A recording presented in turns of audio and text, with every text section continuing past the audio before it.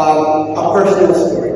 And I feel like one of the benefits of being an institution at Oxford is that sometimes you just gotta say things that make people feel uncomfortable. And it's not a bad thing, it's a good thing. Because when you make people feel uncomfortable, you shake things up, it changes perspectives, right? And I think that's one of the main reasons why we go to schools like Oxford or other top tier schools.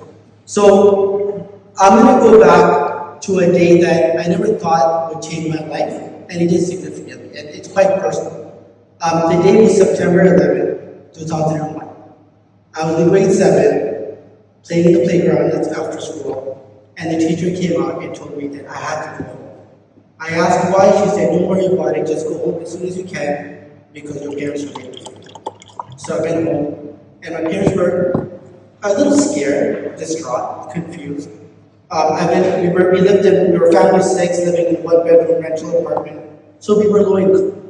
I went into the bedroom with their small TV and I watched the planes crash into a World Trade Center.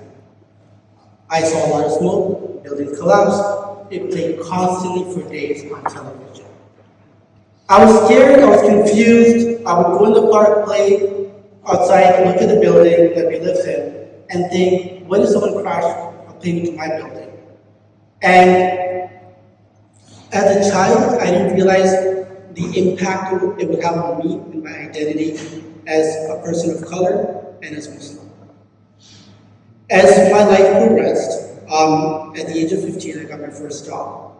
My first job was at a grocery store, affordable grocery store, and my manager would refer to me as a terrorist.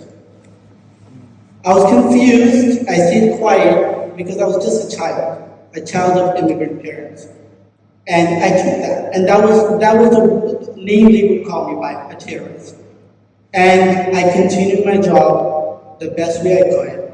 Eventually, I left that job, I got another job. Throughout my high school, I felt like there was a purpose for me to redefine my identity, but not as a Muslim, as just a child that really wants to have friends and socialize. So I did that. I hid my identity as a Muslim for quite a long time. People knew I was Muslim. Come on, my name is Imran Khan, right? But people talk to me about it, I would just say, I'm not very practicing, why don't you drink? I don't know, I just don't drink, right? So I kind of kept that identity hidden. And eventually I started my undergrad, and I met a friend who was Catholic and became Muslim. And she really changed my perspective on Islam, because I asked her, like, why would you be Muslim? People hate Muslims, and they have a hijab on. And that friend told me that it is the most, underestimated religion. People just don't understand Islam. And so I started to learn more about the religion. As I got older and I finished my undergrad, I kind of started to adapt this identity of being Muslim. I learned about my religion, I understood the value of my religion, and I wanted to be more of an advocate without really understanding why I was advocating. What was the purpose behind it? So it led me to my master's.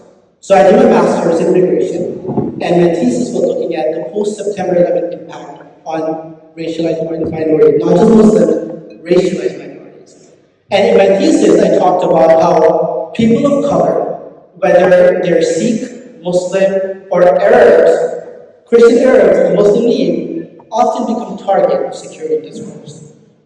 This would be at the airport, they would get pulled over and they would get stopped and they would go secondary screening. And that was the lived experiences of these people. People that weren't even Muslim would get stopped because they were seen as possibly Muslim. That is also my experience. My name is on the no-fly list because Imran Khan appears to be a popular name. There's one time I was flying from Frankfurt to Toronto and I was told that Canada doesn't want me.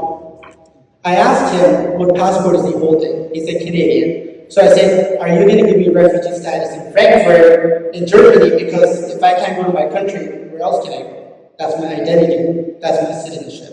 Eventually I spoke to the supervisor there, and they realized that no, I'm just on a no-fly list, which is a lesser of a problem. And they just had to do a secondary screening and they let me through. So now, with my identity, as I was able to really,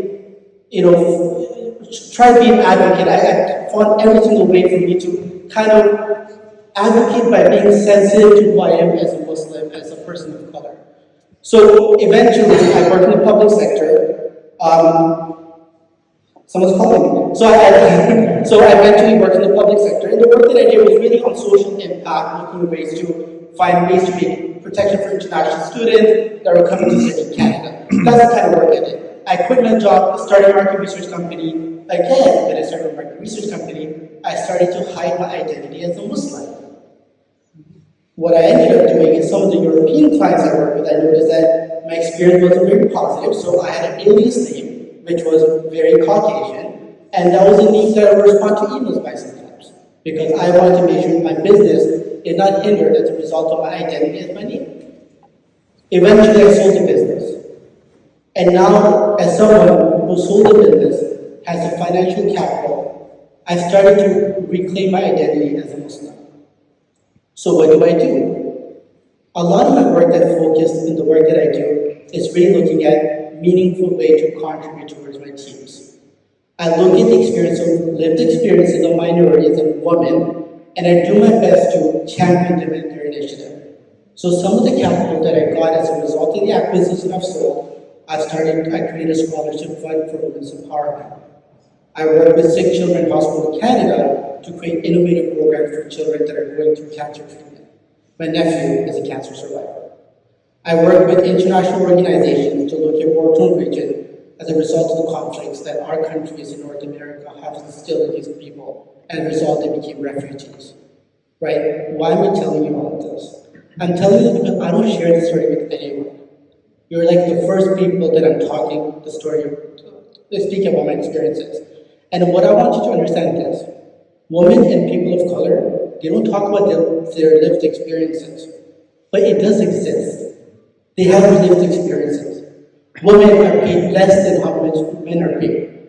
People of color often, in North America, I can't talk about Europe, but black people are seen too aggressive as leaders. People like me sometimes are seen as, if I talk about an issue that relates to a certain minority group, I become seen as a target. People have lost jobs in North America this year as a result of a family member dying in another country. People are told to stay quiet because that's a better thing to do. So as leaders of tomorrow, the leaders of today, there's one thing I'm asking, is to be mindful of people's experiences. If you can't speak for them, at least be there to support them in a private way. Let them think you acknowledge them, think you understand them, and you want to be there for them. And that's my request to you. And I hope you guys appreciate it. Thank you.